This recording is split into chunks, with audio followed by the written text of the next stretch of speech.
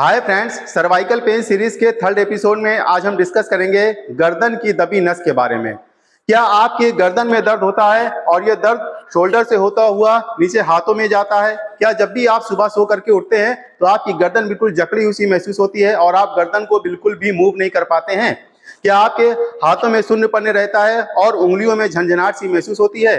क्या आपके हाथों में ताकत कम हो गई है और आप अपना हाथ पूरा ऊपर उठा नहीं पा रहे हैं? क्या आपके पीठ में दर्द होता है और छाती में भी दर्द होता है? अगर इन सब दिक्कतों से आप परेशान हैं और छुटकारा पाना चाहते हैं तो ये वीडियो आप लास्ट तक जरूर देखिए और चैनल को जरूर सब्सक्राइब कर लीजिए। मैं डॉक्टर ज़ीशान अली, फिजियोपैथिक क्लिनिक, लखनऊ।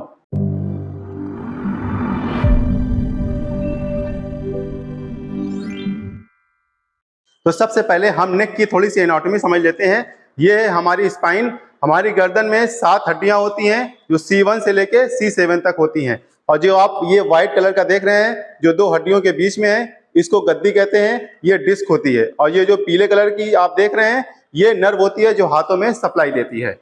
अब हम बात करते हैं कि जब भी गर्दन में नस दबती है तो इसका कारण क्या होता है। तो इसका सबसे पहला कारण होता है डिस्क में बल्जिंग हो जाना। अब ये बल्जिंग क्या चीज है, इसको हम एक बॉल के जरिए समझा दे रहे हैं। हम देखिए बॉल पे जब भी बैठ रहे हैं तो बॉल थोड़ा सा फैल जा रही है और जब खड़े हो जा रहे हैं तो बॉल अपनी जगह वापस आ जा रही है। ऐसे ही डिस्क काम करती है। डिस्क एक तरीके की जेली है, ये शॉक एब्जॉर्प्शन का काम करती है। इसको न्यूट्रिशन कहाँ से मिलता है? जब भी हम अपनी गर्दन को मूव करते हैं इधर से उधर तो इसको न्यूट्रिशन मिलता है क्योंकि इसमें ब्लड की सप्लाई बहुत कम होती है। और ये हमारी सर का वजन लगभग 4 से लेकर 5.5 किलो तक होता है। एक एडल्ट में ये इसके वेट को सहती है।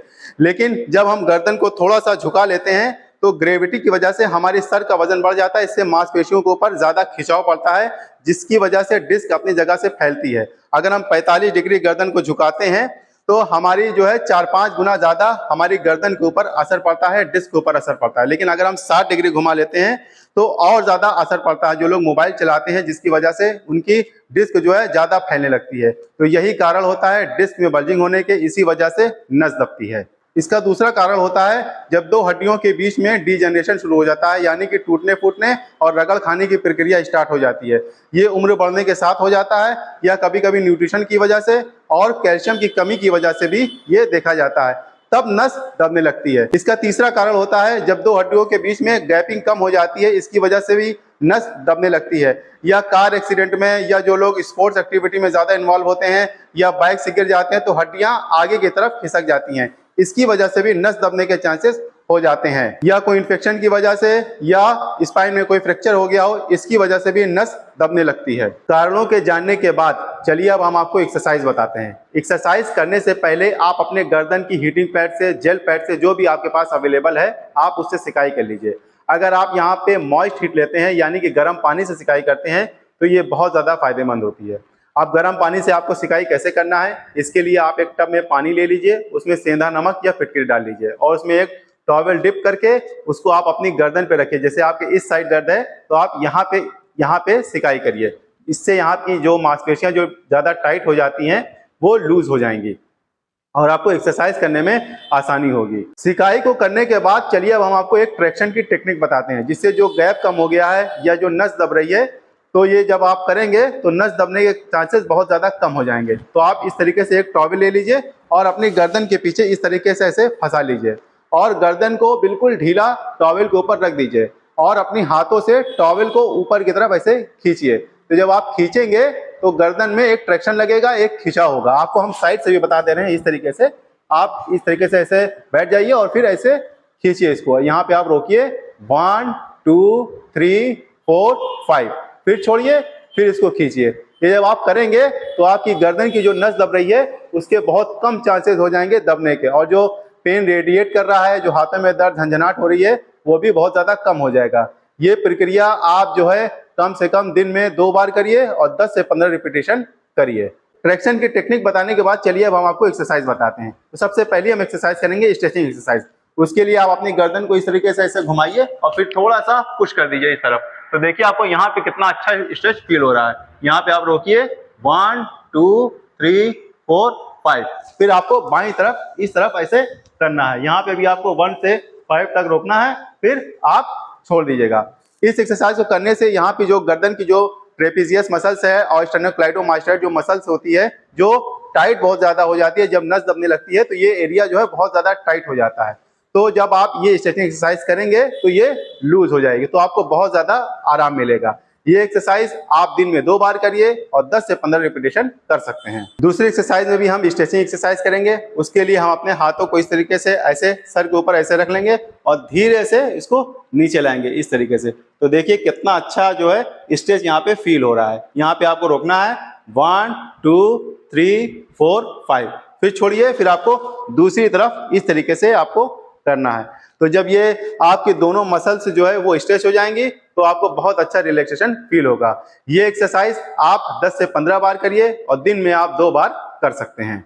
अब हम बात करते हैं कि इसमें सिम्टम्स क्या क्या होते हैं। तो इसमें गर्दन में दर्द होता है और यहाँ पे टाइटनेस सी महसूस होती है और हाथों में झंझनाहट होती है, शून्यपन होता है, जलन होती है और पेशेंट का हाथ ऊपर उठता नहीं है और हाथों की ग्रिप कम बनती है, पावर कम हो जाती है। तो इसमें आपको क्या करना है, इसमें आपको स्ट्रेंथनिंग एक्सरसाइज करना है, यानी कि मांसपेशियों को मजबूत करने वाली एक्सरसाइज करना है। तो सबसे पहली एक्सरसाइज हम करेंगे, उसमें हम अपने हाथ को इस तरीके से ऐसे जोड़ लेंगे और एक दूसरे के अपोजिट फोर्स लगाएंगे इस तरीके से, ऐसे लगाना है। तो आप देखिए यहाँ पे बहुत अच्छा कॉन्ट्रैक्शन आपको फील होगा और आपकी जो है ट्रेपेजियस और बाइसेप्स में भी कॉन्ट्रैक्शन फील होगा। इससे ये जो मांसपेशियां हैं ये मजबूत हो जाएंगे। तो आप यहाँ पे ऐसे दबाइए और फिर यहाँ पे रोकिए 1 2 3 4 5, फिर छोड़िए, फिर आपको दबाना है। इस एक्सरसाइज को आप दिन में 2 बार करिए और 10 से 15 रिपीटेशन आप जरूर करिए। तो उम्मीद है आप इस एक्सरसाइज को एंजॉय करेंगे। दूसरी एक्सरसाइज हम करेंगे, उसमें हम अपने हाथों को इस तरीके से ऐसे रख के और अपने जो है कंधों को इस तरीके से ऐसे उठाएंगे। यहाँ पे आप उठाइए और यहाँ पे रोकिए 1 2 3 4 5, फिर नीचे, फिर आप उठाइए, फिर नीचे। आपको इस तरीके से ऐसे नहीं करनी है, बल्कि पूरा ऊपर उठाना है, 1 to 5 तक काउंट करना है, फिर नीचे। इसको करने से ये जो स्टेनोक्लाइडोमास्टाइड जो मसल्स होती है, जो ट्रेपेजियस मसल्स होती है, उनमें स्ट्रेंथ आएगी। जब स्ट्रेंथ आएगी तो जो हड्डियां आपस में रगड़ खा रही हैं, जिसकी वजह से डिस्क दब रही है, उसके बहुत ज्यादा कम चांसेस हो जाएंगे नर्व के दबने के। ये एक्सरसाइज आप 10 से 15 बार करिए। चलिए हम आपको बताते हैं शोल्डर की रेंज बढ़ाने के लिए एक्सरसाइज। तो आप इस तरीके से ऐसे कंधे पे हाथ रख लीजिए और इस तरीके से ऐसे घुमाइए। आप जब इस तरीके से घुमाएंगे तो शोल्डर जो है ये आपका पूरी तरीके से खुल जाएगा। फिर आपको क्लॉकवाइज घुमाना है, फिर एंटी क्लॉकवाइज। इस एक्सरसाइज को आप 15 से 20 बार करिए और दिन में 2 बार आप जरूर करिएगा। दूसरी एक्सरसाइज हम शोल्डर की करेंगे, उसमें हम दोनों हाथ को इस तरीके से ऐसे जोड़ लेंगे और अपने हाथ को इस तरीके से ऐसे उठाएंगे ऊपर। इस तरीके से आपको उठाना है और कोशिश करना है कि कोहनी इस तरीके से मुड़े ना, बल्कि कोहनी बिल्कुल सीधी रहे और आपको ऊपर तक ले जाना है। आपको कोशिश करना है, अगर ऊपर नहीं जा रहा है तो कोई बात नहीं है, आप धीरे धीरे जब प्रैक्टिस करेंगे तो ये ऊपर चला जाएगा, आपकी रेंज पूरी हो जाएगी। इस एक्सरसाइज को भी आप 20 से 25 बार करिए और दिन में अगर आप 2 बार करते हैं तो बहुत अच्छा है। इसके बहुत अच्छे रिजल्ट आपको मिलेंगे और पूरा हाथ आपका ऊपर जाने लगेगा। अब हम बात करते हैं कि जब भी गर्दन की नस दबे तो इसमें क्या क्या सावधानियां, क्या क्या प्रिकॉशन लेना चाहिए। तो इसमें सबसे पहला लोगों का सवाल ये होता है कि हमको इसमें तकिया लगाना चाहिए या नहीं लगाना चाहिए। तो इसमें आपको तकिया लगाना चाहिए, जिससे जब भी आप करवट लेटें तो ये जो गैप हमारा है, जिसकी वजह से हमारी गर्दन अगर हम नहीं लगाएंगे तो हमारी गर्दन इस तरीके से हो जाएगी। तो एक तरफ की हमारी मांसपेशियां गर्दन की वो खिंच जाएंगी और एक तरफ की सिकुड़ जाएंगी। इसकी वजह से भी दिक्कत आपके गर्दन में हो जाएगी। तो आप एक काम करिए, आप एक तकिया ऐसी लीजिए जिससे जब भी आप करवट लेते हैं तो ये गैप जो है वो फिल हो जाए।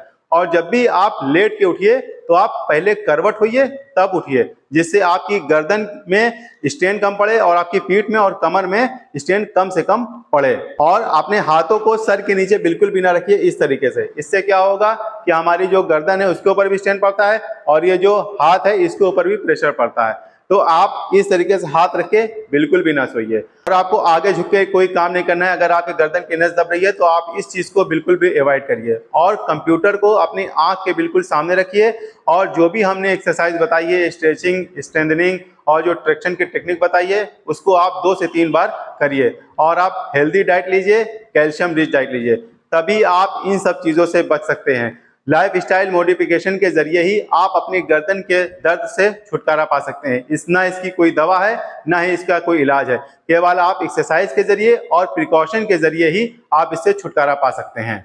तो आपको मेरा ये वीडियो कैसा लगा? अगर अच्छा लगा हो तो इसको लाइक करिए और चैनल को जरूर सब्सक्राइब कर लीजिए, जिससे हेल्थ से रिलेटेड वीडियोस आपको मिलती रहें।